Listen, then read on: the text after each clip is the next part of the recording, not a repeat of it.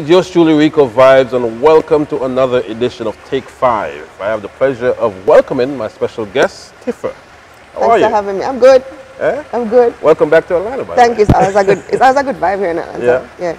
Now, like I told you before, the song that really turned me on to you was a song called Why, which was produced by Don Corleone. It's a song you more singing a lot more. Singing, yeah. What's your forte? Do you like singing more or do you like sing-jing more?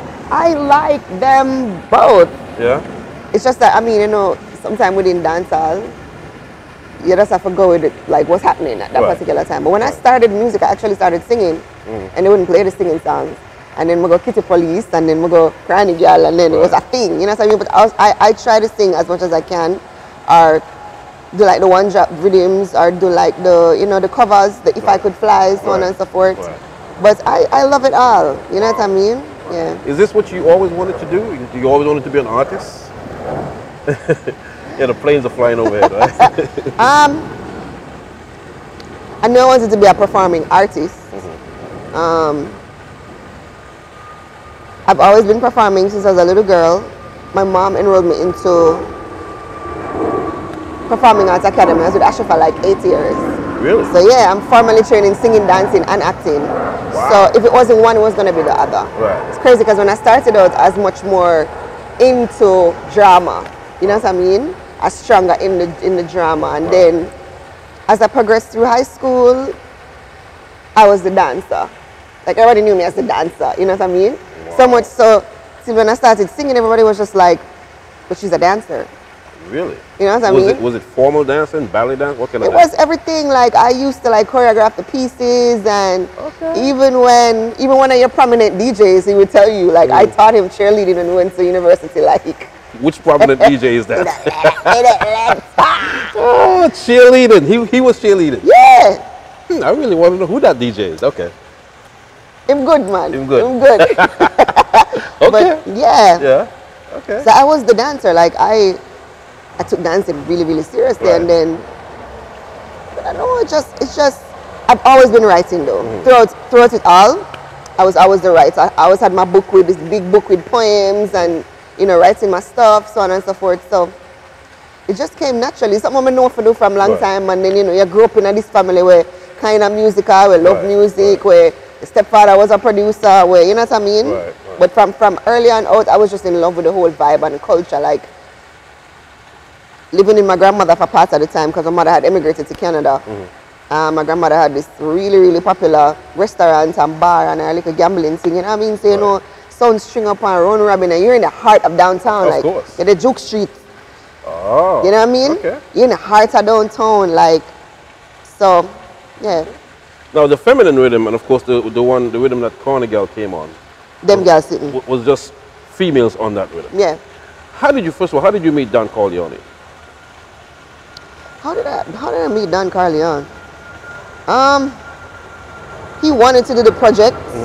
I'm not sure if it was he personally that reached out. If it's not him, it's probably Liquid. Okay.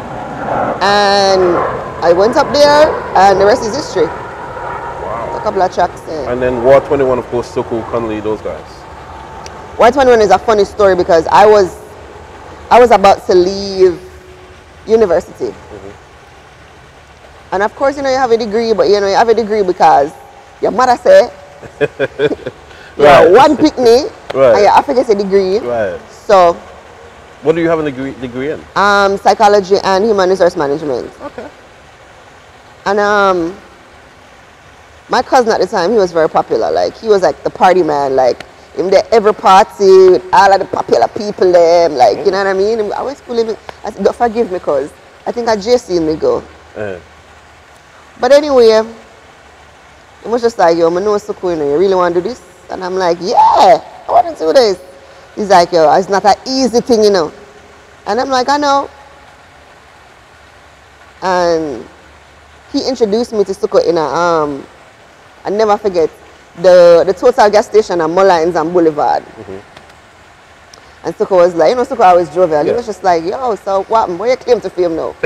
And I was just like, well, that sounds like Soko. I sing, I DJ, I write my own song them, and I do my own harmonies. What? And he was just like, oh, so it's like that. And I'm like, after that, now I did like a formal audition. We did all of them. You know what I mean?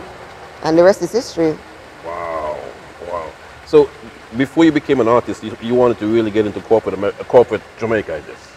What's crazy is throughout the whole time I was there, I was cutting demos. Really? Because when I got to university, my boyfriend at that time, when I was in the first year, he was just like, "Oh, you're so talented."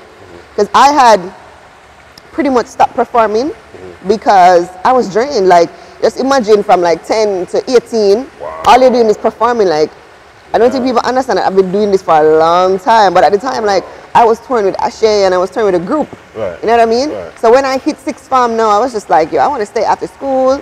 I want to have a boyfriend. I want to do regular things that. So all that touring time, you had no social life, no I would just, life. let me show you. When I was like in fourth form, they had a contract with Sandals. I would go home, bathe, change, meet the bus at Ashe. We would drive to Sandals, perform, eat, head back to town. The bus has to drop back everybody at home. And I'd probably get home like 4, and if I get up 5:30 for go to school the next morning. Wow. That was my schedule now. But the thing about my mom was, as long as I bring in the grades, she would get it. And she knew it was something that I loved. You know what I mean? And she knew I was in good hands. Gotcha. So Gotcha. that was like like every Thursday, fourth farm, like just performing. Like, you know what I mean? I was like 15, 16 that time. Like, I used to just, that's all I did. Wednesday, Friday, Saturday, rehearse. So at that point, who were people you look up to, artists and stuff that you looked up to? At that time, I always loved like Missy Elliott. I always loved Mary J. Blige. I always loved, them time, Monica Brandy, like, you know what I mean? I was very, the thing about me and my upbringing was, it wasn't like, I live in Jamaica, so you know, I got love for Jamaican people. You know, I could say Bob, I could say, you know what I mean? Right. Typical. But people have to also remember that my upbringing was a little bit different because I lived in Canada for a little bit, you know what I mean? I was here for a little bit. So it's like a big melting pot of people and cultures and things that I love from a little bit, you know what I mean? And it's like, I used to just perform. Wow. What was your first big hit?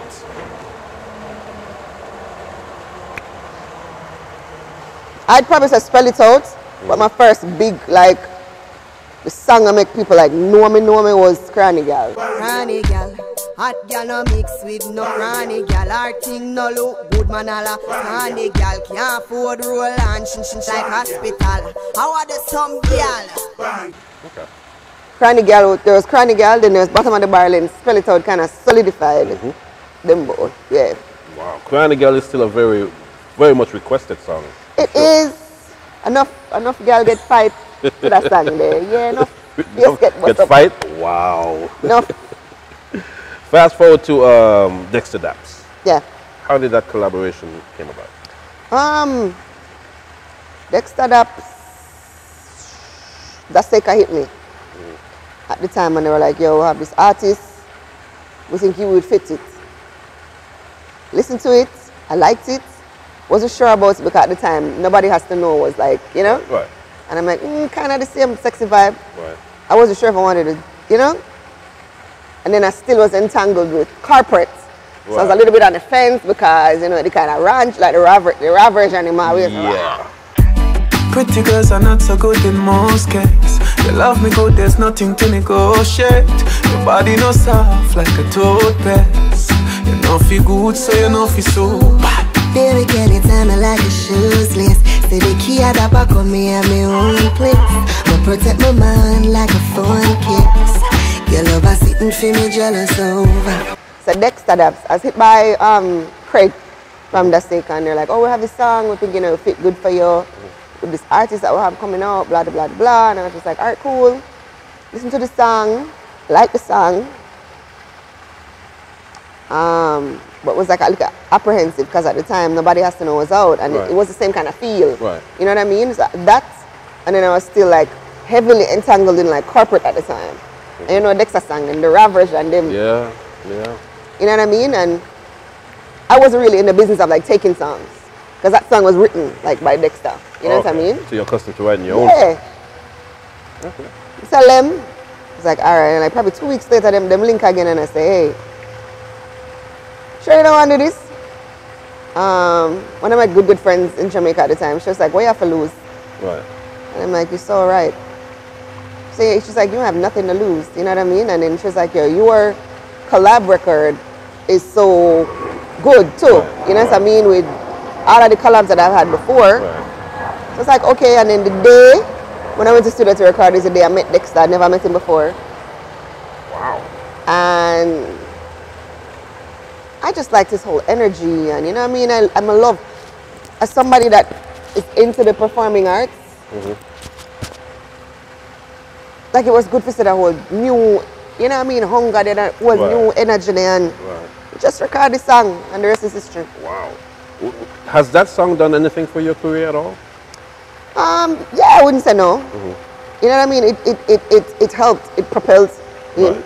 And I mean, it did what it did at the time for both of us. Correct. You know what I mean? Right. I don't remember what was happening at the time. At the time, there were no collabs really. No, and even up to this day, it's still one of the, I think that collab probably gone down in history as one of the male-female collabs. You're right. You know what I mean? You're right. You're right. You've worked with a lot of producers. What have they brought to the table that probably enhanced your career? I mean, a lot of things. Everybody have a different style, everybody have a different flow, everybody like, if you get to know me, you know that I'm just a big music junkie. Like you could probably say, for example, call a name of a song and I can tell you, oh, that came out in '96. And really? This is the person that produced it. And like, I'm just a big music junkie. You might not like everybody's personality, but I can pull from the talent and be like, yo, that's fucking dope. Pardon my language. Yeah, but all of them, like Birch, for example, he is so meticulous. He don't care about deadlines. My name care about the deadlines, but he don't necessarily care. Right. He wants to make sure that all of the frequency them good and the song is mixed perfectly. The keys are fine. The right person is doing the backup. Like Birch will, like you literally voice a song and you're gonna see it for the next 3 months and you probably think, all right, I'm not put it out. And then he message you and be like, yo, it's ready, you know. Because he just want to make sure like everything right. Right. You know what I mean? Chrome is a different energy, like, so all of them just have a different vibe, like. You know, when we look at the industry, you know, I personally think that you are underrated. How do you feel about that? I think so too. But I mean, it's weird, because in looking at things from a no perspective, I'd probably say it's partially my fault, probably. How so? Because we live in a, like at this point in the game, like probably for the last 3 years in the game, we live in a visual, Yes. like people see things before they hear things. Right. You know what I mean? Really not visual. Social media has made everything so visual, and I'm not one of those artists that document every single thing. Well, you are active on social media. I am active, but I'm not like, oh, look at my house. Look at my car. Oh, look, I'm on the toilet. Oh, look, I'm making a sandwich. Oh, you know what I mean? Right. I have a TikTok account, but I'm not necessarily fully like active, and it's not like I couldn't do the skits. Right. But I have businesses to run. I have, you know what I mean? I have costs to make, like, so like, just in that regard. But other than that, I mean, music is a lot of politics, and I never came in this to play politics. I just came to sing and share my talent to the world and make some money. I like money. Who doesn't? Yeah, you know what I mean? Like, so certain political games we never play, certain artists we never kiss, certain, you know what I mean? We just did want to do me. We just did want to bring my little flavor to the world, you know what I mean? I just had dreams of being this little girl when, I'll never forget the first time I see Patra video. I think it was Waka Man. And I just thought she was so pretty with her braids, and I was like, I want to do that. You know what I mean? And at the time they would have satellite dish at Jamaica whenever I have no cable. No cable, right. I think it was like Planet Groove or one of them, something like, one of the satellite dish. She never had on TVJ or JBC or CVM, like she had on the real big foreign station, and that's all I ever wanted to do. You know what I mean? I always say, oh, I want to be like the female Sean Paul or Shaggy, and I want my Billboard #1. So like, that's all I ever wanted to do. Now, over the years, you've had a lot of critics that really come down hard on you. How do you deal with those critics? I mean, again, there's a lot of politics. I'm never play certain political games. Gotcha. And I don't really care because I don't really, you care, especially when they tell life on you. And you care when you know like somebody is blatantly like trying to diminish your character. Like you take offense to it, irrespective of the fact if you respond to it or not. You know what I mean? But other than that, if you're talking about the social media trolls or the Instagram trolls, I don't really care for those people because at the end of the day, if you're not like me, you're not going to support me. Right. You know what I mean? And if you don't support me, then I don't make music for you. Like, you're not my fan base. Right. You know what I mean? I could give two shits about what you think or what you say or, oh, Tiffany, if you go fix our foot, whatever. I don't care because I don't make music for you. So my onus is to focus on the people that love me and want to hear more from Tifa and want to come to a Tifa show, or you know what I mean. That's what my focus is. What's next for you? You got a new single out. Yeah. Talk about that. Feels So Good. It's a very sexy song. It was a freestyle, and it turned out to be something so beautiful, and everybody can relate to it because everybody have that one person that they just love having sex with. You know what I mean? One person. That one person where my name, man or whatever, but they must have a favorite girl, and I said, damn, like she, my weak to she. Or him. Even if you move on and have married. you experienced that? Of when course. you're weak to a person? When I say weak, but you know you have your You're favorite. not going to admit, women does never admit they're weak. You know you have your favorite. You know you have that little toxic penis that, Right. you know you have a little favorite. So yeah, it's just about how that little penis make you feel. That's our, whatever. So that's what the song is all about. Yeah, it's just a really sexy. It's funny because you asked about Dexter and it kind of reminiscent. That song is basically if Jealous Over and Flex from Mad Cabra did have a baby, but I me want to sing it. Okay. It is so sexy. It's dancehall, but it's crossover. Right. And you can get into it. Like you can rock to it in at the club. They played it at the single release party, and I was just like, that sound like one of them songs there. What's your goal for it? What's the end goal for you? I would love for it to go as far as it can go. I'd love, as I said, you know, my dreams. Even if I'm not me sing it, I'm gonna write it. I just want that Billboard #1. That's what I've always wanted. But as far as it can go, and I'd love to get the support. You know what I mean? From fans, from the industry, from DJs. Yeah. What do you, when you come to do a live performance, what do you look for? What do you look for in the audience? What do you look for in yourself? All right. I'm not one of those artists that be like, all right, showtime at 1 o'clock, I'm going to turn up 12:50, 10 to 1, or 5 to 1. No. Right. I'm the type of person that will be like, yo, so what is it like? Like me send me DJ or whatever. What is it like? What's the crowd like? You know what I mean? Or if them say performance is 2, you see me walking up in there like 12:30.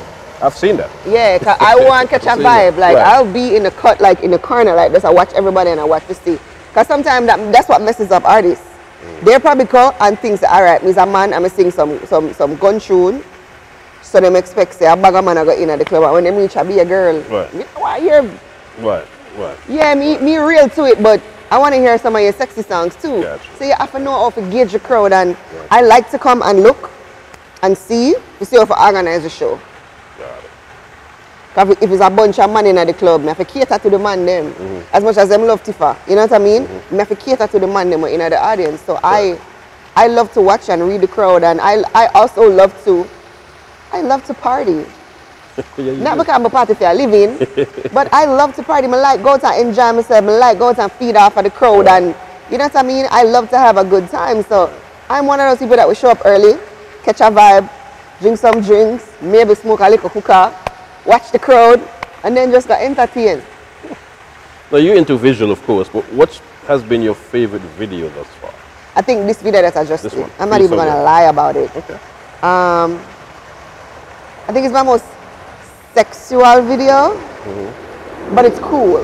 Because it's like, you know, when you use the teeth and watch a little softcore porn on HBO. So it's not too, Right. it's sexy, but it's not too, it was just nice. And it's just me and they got this model. And he has, like, I've never seen abs like that. And somebody so small. And it's just me and the model in the video, and we're just having a good time in the video. Like, So I guess you had fun shooting the video. yeah, it was fun. But I have to be careful, because you know, man, and so. Right. And you rub him abdomen. Right. You know, I mean, I say, boy, I don't really want to touch him nipple, because I'm not sure if I touch him nipple. If these are the happen. So, but he was so cool, and it was so fun. I had so much fun shooting with him. So what does Tifa do for fun? Me? When you're not in the studio, when you're not, what do you do for fun? I love to travel. I love to cook. Funny because where I moved to, I have some friends where I moved to. My mom is like, but you know, like people. So, like, like joking, like, she's like, you have friends? Like, everybody's like, you have friends there? I'm like, yeah. Is that unusual? It's not unusual, but most of my friends are like people I've known since I was 3 years old. Oh, okay. You know what I mean? Like, you have friends? I'm like, yeah.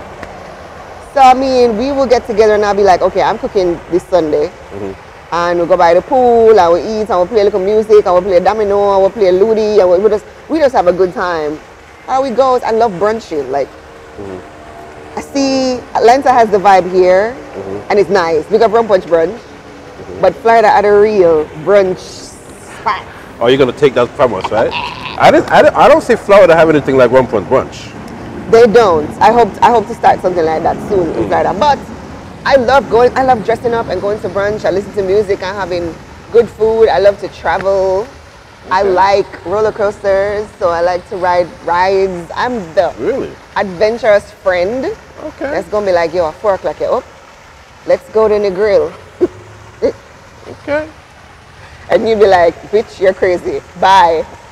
And then come back 20 minutes. Come for me in 10 minutes. Because you know you're going to have fun. Like, I'm that friend that would be like, yo, let's go do this. And you're supposed to be a good chef as well? I mean, I don't have any kids. I don't have any pets. You want kids, right? I mean, yeah, if it's happened. I want a family. So it just all depends on the man. Men. Well, I mean, look into the camera and tell them what you're looking for, because they may not know what you're looking for. They may be intimidated. I want a nice, decent, good, not mean, good hygiene man. Good hygiene? Yeah. Okay. You know why I said that?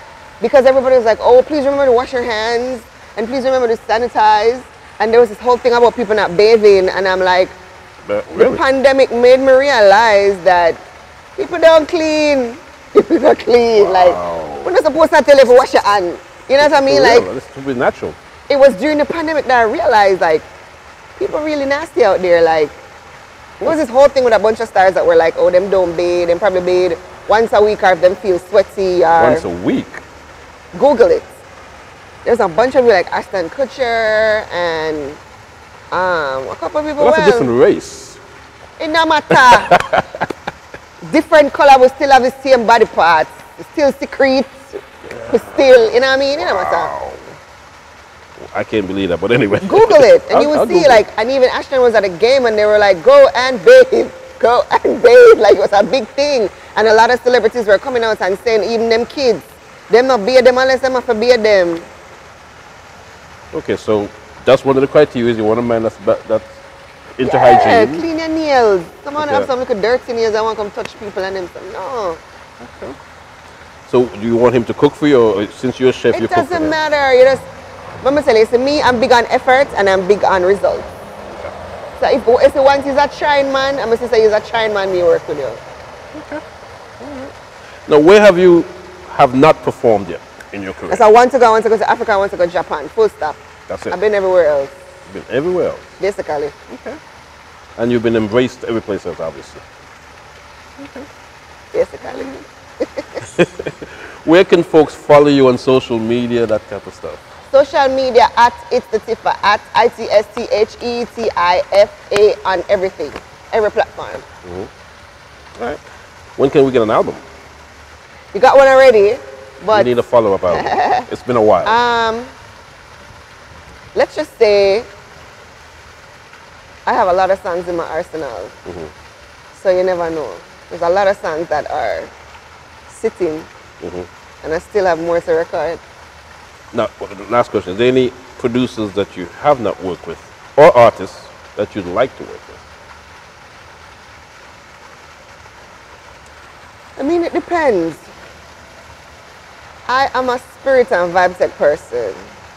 I'd love to do something with Pharrell. I love how Pharrell work. Yeah, I mean, as long as the opportunity presents itself and it makes sense to me and it feels good to me, I'm going to do it.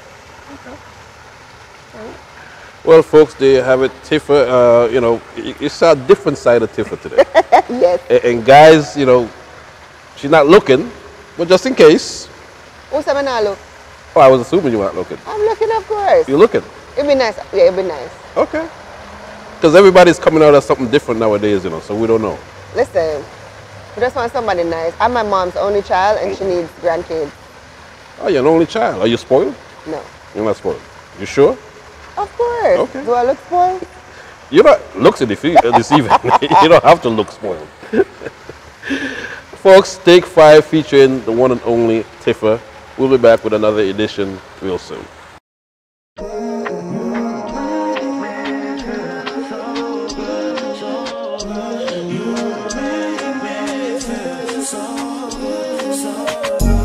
I bet every girl tell you say you got the air and cocky, yeah.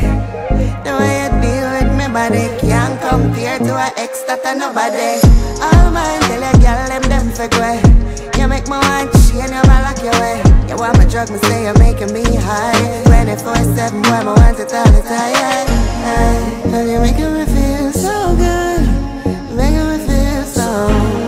Said you're making me feel, yeah, you're making me feel, yeah, you're making me feel so good. You're making me feel so good. You're making me feel so. Said you're making me feel, yeah, you're making me feel, yeah, you're making me feel. Hey boy, turn up, pum pum. Volume buck and it make my love come down. Sweet like a sugar when you walk it all night long. For confess you are the real big man. No for twist it, no for turn it, no for make it feel good. Straight fire blaze you are bring on down. Never ever ever gonna leave you, but I can't do without you, yeah. And you're making me feel so good. You're making me feel so. Said you're making me feel, yeah, you're making me feel, yeah, you're making me feel so good. And you're making me feel so good. You're making me feel so. Said you're making me feel, yeah, you're making me feel, yeah, you're making me feel so good. Boy, you know my game old, but now you're gone with my head now. Head now. Now you just be running my head along with running make it red now. Red now. Boy, you know I try to pull away and give you space now. But somehow I just keep running back to you now. And you're making me feel so good. You're making me feel so. Said you're making me feel, yeah, you're making me feel, yeah, you're making me feel so.